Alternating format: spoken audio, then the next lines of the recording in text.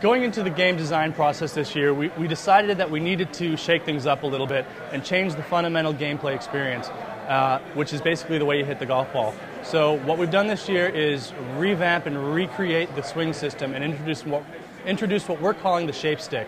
The shape stick basically, through using both analog sticks, allows the people playing the game the opportunity to shape and influence the ball flight and trajectory of the golf ball in the game, and gives the user a sense of control on the golf course that they haven't had before. The left stick actually controls the swing mechanic itself, the backswing and the follow-through.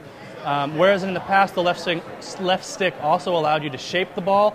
This year, if you're not straight with your shot, the ball's not going to be straight. You can correct that, though, this year using the right stick. Where you move the right stick influences the impact position on the ball, which influences the loft and the trajectory. So basically, where you move the right stick is analogous to where you would hit the golf ball, and the new physics that we put into the game will actually express that in the game. Every shot is influenced by the shape stick. From your punch shot, you can actually increase or decrease the loft of your punch shot or your flop shot, which are specialty shots in general, or on the core full swing. The more loft you have, though, the less distance your ball will carry, so you have to think about what you're doing. What we've aspired to do is make golf more realistic in a sense, but still fun and not as straightforward as it might have been in the past. You have to think about what your shots are a little bit more, which is more akin to real golf.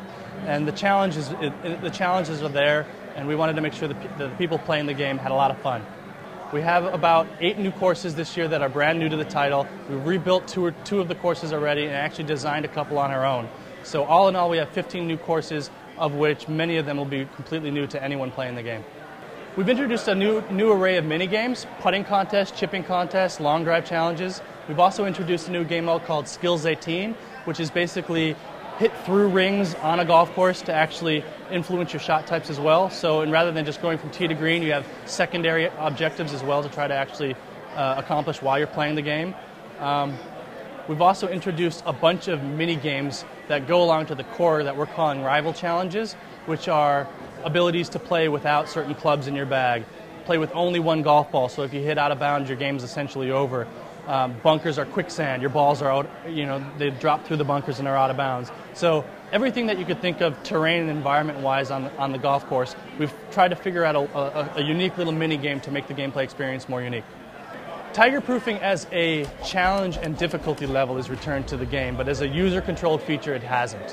What we've learned and what we've seen is tiger-proofing as it affects the way you play the game was much more compelling than user control of that course. So we have something called reactive tiger-proofing this year, where the course literally does fight back for you. So if you're scoring really well on a course, all of a sudden the fairways are going to get narrower, the bunkers are going to deepen, the greens are going to shrink.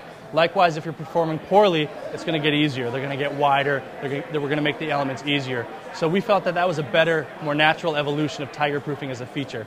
Golf is a sport about confidence, and when you're hitting the ball well, it seems to build on itself and actually reward you when you're playing golf.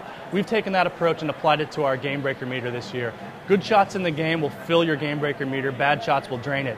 When your game breaker meter is full, you can use it through a tapping system to execute additional accuracy in your shots, more power, better putting. Or likewise, you can use it to psych out your opponent and actually lessen his ability. The biggest difference that anyone picking up the